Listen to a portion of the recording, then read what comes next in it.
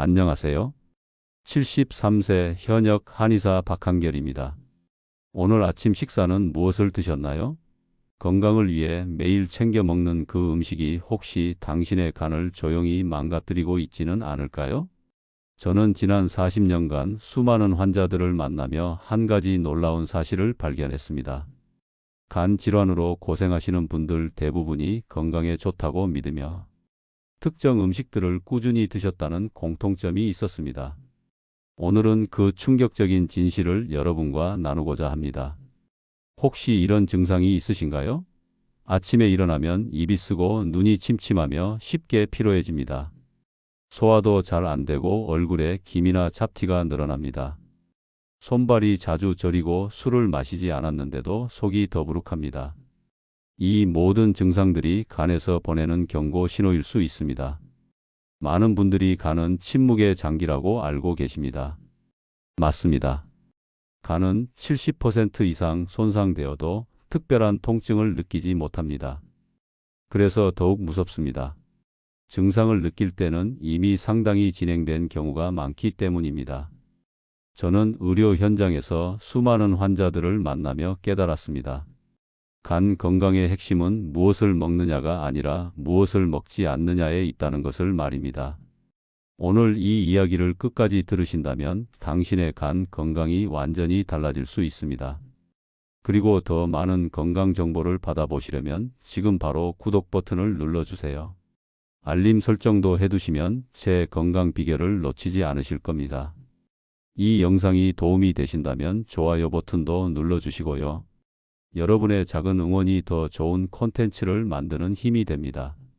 자, 이제 제가 40년간 발견한 간을 망가뜨리는 7가지 음식에 대해 말씀드리겠습니다. 이 중 하나라도 자주 드신다면 오늘부터 당장 식습관을 바꾸셔야 합니다. 첫 번째, 건강보조식품과 한약재의 무분별한 복용입니다. 깜짝 놀라셨나요? 한의사인 제가 한약을 비판한다니 의아하실 겁니다. 하지만 저는 40년간 이것 때문에 간이 망가진 환자들을 너무나 많이 봤습니다. 68세 이순자 할머니가 제 진료실을 찾았을 때의 일입니다. 그녀는 몇 달 전부터 심한 피로감과 황달 증세를 보였습니다. 저는 그녀가 복용하던 것들을 하나씩 살펴봤습니다. 홍삼 농축액, 녹용 분말, 각종 비타민제, 그리고 간 건강에 좋다는 밀크시슬까지. 모두 합치면 10가지가 넘었습니다. 문제는 이 모든 것들이 간에서 대사되어야 한다는 점입니다. 여러분, 간은 우리 몸의 화학 공장입니다. 우리가 먹는 모든 것을 처리하고 해독합니다. 그런데 좋다는 것들을 한꺼번에 너무 많이 먹으면 어떻게 될까요? 간은 과부하가 걸립니다. 마치 작은 정수기로 온 동네의 물을 정화하려는 것과 같습니다. 특히 조심해야 할 것이 있습니다. 간 건강에 좋다며 판매되는 각종 건강식품들입니다. 역설적이게도 이런 제품들이 오히려 간에 부담을 줄 수 있습니다. 특히 성분을 정확히 알 수 없는 인터넷 구매 제품들은 더욱 위험합니다. 제 환자 중 한 분은 간에 좋다는 헛개나무 진액을 3개월간 매일 한 병씩 드셨습니다. 그 결과 급성간 손상으로 입원까지 하셨죠. 헛개나무 자체가 나쁜 것은 아닙니다. 하지만 과도하게 농축된 형태로 장기간 복용하면 문제가 될 수 있습니다. 더 놀라운 사실을 말씀드리겠습니다. 제가 진료하면서 만난 간 손상 환자 중 상당수가 비타민제를 과다 복용한 경우였습니다. 비타민 A, D, E, K 같은 지용성 비타민은 간에 축적됩니다. 물에 녹는 비타민 C나 B군도 과다하면 간에서 분해해야 합니다. 65세 정명희 할머니는 아침에 종합 비타민, 점심에 비타민 C, 저녁에 오메가3와 칼슘제를 드셨습니다. 거기에 홍삼과 프로폴리스까지 더했죠. 하지만 그녀의 간 수치는 계속 올라갔고 결국 약물성 간염 진단을 받았습니다. 그렇다면 어떻게 해야 할까요? 건강보조식품은 정말 필요한 경우에만 전문가와 상담 후 적정량을 복용하세요. 한 번에 여러 가지를 먹지 마시고 반드시 성분을 확인하세요. 그리고 3개월 이상 장기 복용할 때는 반드시 간 기능 검사를 받으세요. 식품의약품안전처에서 인증받은 제품인지도 꼭 확인하시고요. 특히 인터넷이나 홈쇼핑에서 파는 해외 직구 제품들은 더욱 조심해야 합니다. 성분 표시가 불분명하거나 과대 광고가 많습니다. 실제로 FDA에서 승인하지 않은 제품들이 마치 인증받은 것처럼 판매되는 경우가 많습니다. 두 번째, 과도한 과일 섭취입니다. 과일이 건강에 나쁘다고요? 말도 안 돼요. 많은 분들이 이렇게 반응하십니다. 하지만 제 말을 끝까지 들어보세요. 72세 김정숙 할머니는 당뇨가 있었지만 과일은 건강식품이라 생각하고 매일 많은 양을 드셨습니다. 아침에 사과 1개, 점심 후 바나나 2개, 저녁에 수박 1쪽. 그런데 3개월 후 그녀의 간 수치가 급격히 올라갔습니다. 지방간 진단을 받았죠. 어떻게 된 걸까요? 과일에는 과당이 많이 들어 있습니다. 이 과당은 포도당과 달리 오직 간에서만 대사됩니다. 과당이 간으로 들어가면 바로 지방으로 전환됩니다. 특히 액상 과당이 많은 가공 주스나 과일 통조림은 더 위험합니다. 신선한 과일도 과도하게 먹으면 똑같습니다. 많은 분들이 건강을 위해 과일을 많이 드시는데 이것이 오히려 지방간의 원인이 될 수 있습니다. 여기서 중요한 사실을 하나 더 말씀드리겠습니다. 과일 주스는 과일보다 훨씬 더 위험합니다. 과일을 갈아 마시면 섬유질은 제거되고 당분만 농축됩니다. 오렌지 주스 한 잔에는 오렌지 서너 개가 들어갑니다. 한 번에 그렇게 많은 과당을 섭취하면 간이 감당할 수 없습니다. 70세 박순옥 할머니는 매일 아침 직접 만든 과일 주스 한 잔을 드셨습니다. 사과, 바나나, 오렌지, 포도를 넣어 만든 종합 주스였죠. 하지만 6개월 후 그녀는 심각한 지방간 진단을 받았습니다. 건조 과일도 조심해야 합니다. 말린 과일은 수분이 빠지면서 당분이 농축됩니다. 건포도 한 줌은 생포도 한 송이보다 당분이 훨씬 높습니다. 건강한 간식이라 생각하고 건조 과일을 많이 드시는 분들이 계시는데 이것도 지방간의 원인이 될 수 있습니다. 저는 환자들에게 이렇게 권합니다. 과일은 하루 한두 종류만 적당량 드세요. 한 번에 먹는 양은 주먹 크기 정도가 적당합니다. 특히 당뇨나 지방간이 있으신 분들은 과일 섭취를 더욱 줄이셔야 합니다. 주스보다는 생과일을 드시되 양을 조절하세요. 과일은 간식이 아니라 식사의 일부로 생각하셔야 합니다. 그리고 당도가 높은 열대 과일보다는 사과나 배 같은 과일을 선택하세요. 세 번째, 정제 탄수화물과 빵, 면류의 과다 섭취입니다. 흰 쌀밥, 흰빵, 국수, 라면. 이런 음식들을 자주 드시나요? 77세 박영수 할머니는 평생 밥보다 국수를 더 좋아하셨습니다. 검사 결과 심각한 지방간과 인슐린 저항성이 나타났습니다. 정제 탄수화물은 혈당을 급격히 올립니다. 그러면 췌장에서 인슐린이 대량으로 분비됩니다. 이 인슐린은 당을 지방으로 바꿔간에 저장합니다. 이 과정이 반복되면 지방간이 생깁니다. 특히 흰 밀가루로 만든 빵과 면류는 더 문제입니다. 소화가 빠르고 혈당 상승이 급격합니다. 라면의 경우 나트륨도 많아 간에 이중 부담을 줍니다. 많은 시니어 분들이 소화하기 편하다는 이유로 빵과 면을 선호하시는데 이것이 간 건강에는 독이 됩니다. 여기서 많은 분들이 오해하시는 부분이 있습니다. 그럼 현미는 괜찮겠네요? 현미가 흰 쌀보다 낫긴 하지만 과도하게 먹으면 역시 문제입니다. 탄수화물은 종류와 상관없이 과다 섭취하면 지방으로 전환됩니다. 74세 안중기 할아버지는 건강을 위해 매 끼니 현미밥을 2공기씩 드셨습니다. 하지만 그의 체중은 계속 늘었고 지방간도 악화되었습니다. 아무리 좋은 음식도 과하면 독이 됩니다. 그렇다면 어떻게 해야 할까요? 흰 쌀밥 대신 현미나 잡곡밥을 드세요. 하지만 양은 1공기 이하로 줄이시고요. 빵을 드신다면 통밀빵으로 바꾸시되 역시 적당량만 드세요. 면류는 일주일에 한두 번으로 줄이세요. 그리고 한 끼의 채소를 꼭 함께 드셔서 혈당 상승을 완화하세요. 또한 탄수화물을 드실 때는 식사 순서도 중요합니다. 채소를 먼저 먹고 단백질을 먹은 후 마지막에 탄수화물을 드세요. 이렇게 하면 혈당 상승이 완만해지고 지방 축적도 줄어듭니다. 네 번째, 가공육과 훈제 식품입니다. 햄, 소시지, 베이컨, 육포. 간편하고 맛있어서 자주 드시는 분들이 많습니다. 69세 최동철 할아버지는 매일 아침 베이컨과 계란으로 식사를 하셨습니다. 하지만 그의 간 수치는 계속 나빠졌습니다. 가공육에는 방부제, 발색제, 아질산염 같은 첨가물이 많이 들어 있습니다. 이런 화학 첨가물들은 모두 간에서 해독되어야 합니다. 특히 훈제 과정에서 생기는 발암 물질도 간에 큰 부담을 줍니다. 가공육의 높은 나트륨도 문제입니다. 과도한 나트륨은 간의 해독 기능을 방해하고 염증을 유발합니다. WHO에서도 가공육을 발암 물질로 분류했습니다. 특히 간암 위험을 높인다는 연구 결과가 많습니다. 제가 특히 강조하고 싶은 것은 이른바 건강 가공육의 함정입니다.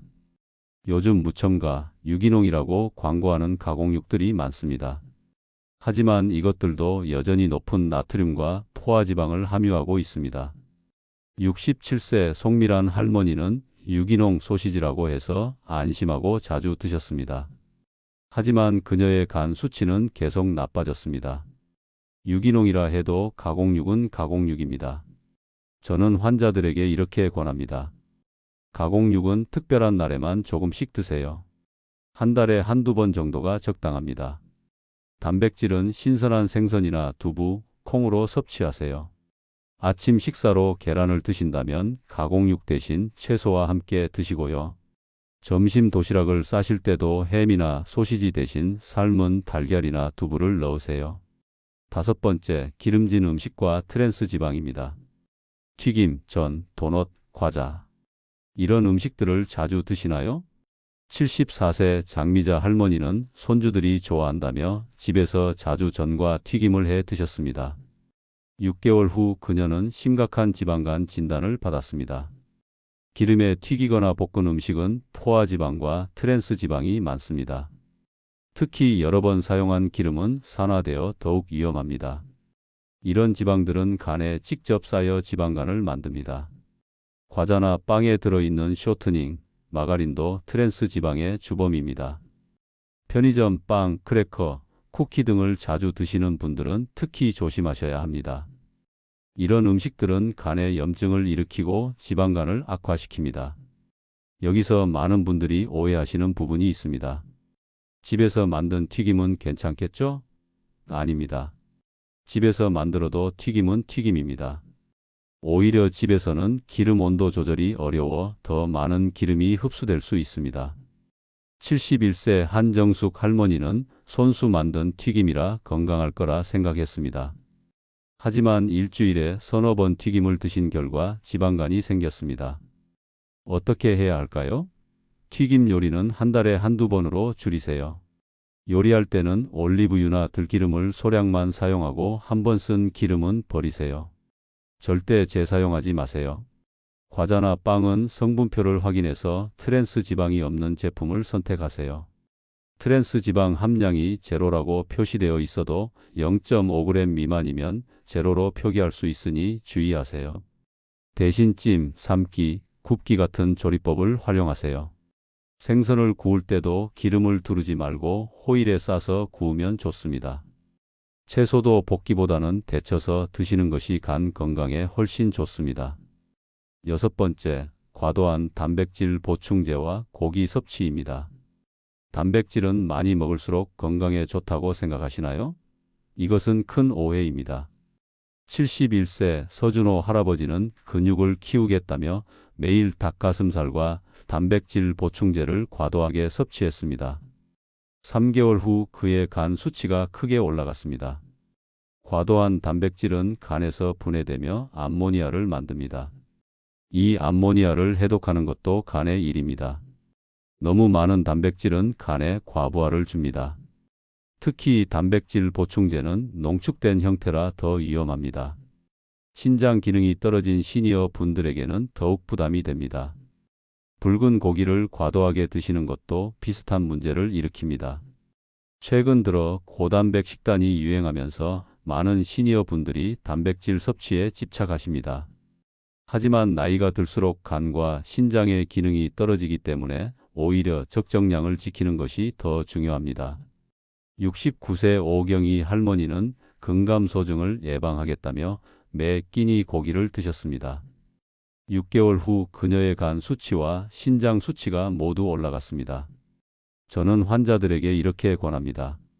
단백질은 본인 체중 1kg당 0.8g 정도만 섭취하세요.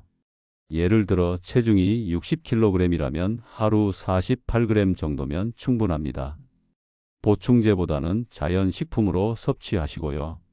고기는 일주일에 서너 번 정도만 드시고 나머지는 생선, 두부, 콩으로 대체하세요. 특히 붉은 고기보다는 흰살 생선이나 닭 가슴살을 선택하세요. 한 끼에 손바닥 크기 정도의 단백질이면 충분합니다. 그리고 단백질만 먹지 말고 반드시 채소와 함께 드세요. 7번째, 술과 함께 먹는 안주입니다. 술은 안 마시는데 안주는 괜찮겠죠? 이렇게 생각하시는 분들이 계십니다. 하지만 안주도 문제입니다. 술안주로 나오는 음식들을 생각해 보세요. 튀김, 전, 삼겹살, 치킨, 족발. 모두 기름지고 짠 음식들입니다. 이런 음식들은 그 자체로도 간에 부담을 줍니다. 술과 함께라면 더욱 위험하지만 술 없이도 문제가 됩니다. 특히 안주로 먹는 마른 안주류도 조심해야 합니다. 오징어, 쥐포, 육포 같은 것들은 나트륨이 매우 높습니다. 과도한 나트륨은 간의 부담을 증가시키고 수분 대사를 방해합니다. 73세 권오삼 할아버지는 술은 끊었지만 안주 습관은 그대로 유지했습니다. 하지만 그의 간 수치는 여전히 높았고 혈압도 조절이 안 되었습니다. 어떻게 해야 할까요? 안주 스타일의 기름지고 짠 음식은 되도록 피하세요. 간식이 필요하다면 견과류나 과일을 소량 드세요. 하지만 견과류도 하루 한 줌 이하로 제한하세요. 특히 저녁 늦게 이런 음식을 드시면 간이 밤새 쉬지 못하고 일하게 됩니다. 저녁 9시 이후에는 가급적 아무것도 드시지 않는 것이 좋습니다. 간은 밤에 재생되고 회복됩니다. 늦은 시간 음식 섭취는 이 회복 과정을 방해합니다. 지금까지 간을 망가뜨리는 7가지 음식에 대해 말씀드렸습니다. 이 중 하나라도 자주 드신다면 오늘부터 줄여보세요. 여러분의 간이 분명 좋아질 것입니다. 그런데 여러분, 이런 생각이 드실 겁니다. 이것도 안 되고 저것도 안 되면 뭘 먹고 살아요? 충분히 이해합니다.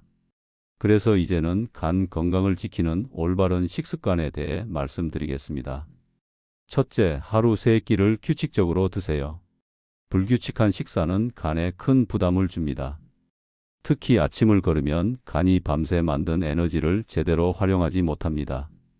식사 시간을 일정하게 유지하면 간의 대사 리듬도 안정됩니다. 아침 식사는 오전 7시에서 8시 사이, 점심은 낮 12시에서 1시 사이, 저녁은 오후 6시에서 7시 사이가 이상적입니다.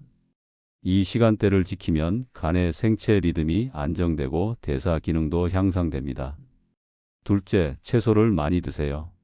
특히 녹색 채소는 간 해독에 탁월합니다. 브로콜리, 양배추, 시금치, 케일 같은 채소들은 간의 해독 효소를 활성화합니다. 매 끼니마다 다양한 색깔의 채소를 드시면 좋습니다. 한 끼에 최소 2가지 이상의 채소 반찬을 드세요. 생채소 샐러드보다는 살짝 데치거나 쪄서 드시는 것이 소화에 좋습니다. 특히 쓴맛이 나는 채소들이 간 건강에 좋습니다. 쑥갓, 취나물, 냉이 같은 봄나물도 훌륭한 간 해독 식품입니다. 셋째, 물을 충분히 마시세요. 하루 1.5리터에서 2리터 정도가 적당합니다. 물은 간에서 만들어진 독소를 소변으로 배출하는 데 필수적입니다. 아침에 일어나자마자 미지근한 물 한 잔을 마시는 습관을 들이세요. 하지만 식사 중이나 직후에는 물을 많이 마시지 마세요. 소화액이 희석되어 소화에 방해가 됩니다. 식사 30분 전이나 식후 1시간 후에 물을 마시는 것이 좋습니다. 차가운 물보다는 미지근하거나 따뜻한 물이 간 건강에 더 좋습니다. 넷째, 발효식품을 즐기세요. 김치, 된장, 청국장 같은 전통 발효식품은 장 건강에 좋고 이것이 간 건강으로 이어집니다. 우리 장과 간은 밀접하게 연결되어 있습니다. 장이 건강해야 간도 건강합니다. 매 끼니 발효식품을 한 가지씩 드세요. 아침에는 된장국, 점심에는 김치, 저녁에는 청국장 이런 식으로 말입니다. 하지만 너무 짜지 않게 드시는 것이 중요합니다. 발효식품의 나트륨 함량도 신경 쓰셔야 합니다. 다섯째, 적당한 운동을 하세요. 하루 30분 걷기만으로도 충분합니다. 운동은 지방간을 예방하고 개선하는 가장 좋은 방법입니다. 특히 식후 10분 정도 가볍게 걷는 것이 혈당 관리에 도움이 됩니다. 격렬한 운동은 필요 없습니다. 빠르게 걷기, 가벼운 체조, 스트레칭 정도면 충분합니다. 중요한 것은 매일 꾸준히 하는 것입니다. 일주일에 5번, 한 번에 30분씩 걷는 것을 목표로 하세요. 여섯째, 충분한 수면을 취하세요. 간은 밤에 재생되고 해독됩니다. 밤 11시부터 새벽 3시 사이가 간 재생의 골든타임입니다. 이 시간에는 꼭 깊은 잠을 주무셔야 합니다. 최소 7시간은 주무시고 가능하면 밤 10시 전에 잠자리에 드세요. 늦게 자고 늦게 일어나는 것보다 일찍 자고 일찍 일어나는 것이 간 건강에 훨씬 좋습니다. 수면의 질도 중요하니 편안한 환경을 만드세요. 일곱째, 스트레스를 관리하세요. 한의학에서 간은 감정과 밀접한 관계가 있습니다. 화를 자주 내거나 스트레스를 받으면 간 기능이 떨어집니다. 명상이나 취미 활동으로 마음의 평화를 찾으세요. 하루 10분이라도 조용히 앉아 심호흡을 하세요. 좋아하는 음악을 듣거나 산책을 하는 것도 좋습니다. 화가 날 때는 바로 표출하지 말고 잠시 숨을 고르세요. 감정 조절이 간 건강의 핵심입니다. 이제 실제 사례를 하나 더 들려드리겠습니다. 70세 윤미숙 할머니는 제가 말씀드린 7가지 음식을 모두 자주 드셨습니다. 건강 보조식품도 많이 드셨고 과일도 과다하게 드셨습니다. 빵과 면을 좋아하셨고 가공육도 자주 드셨죠.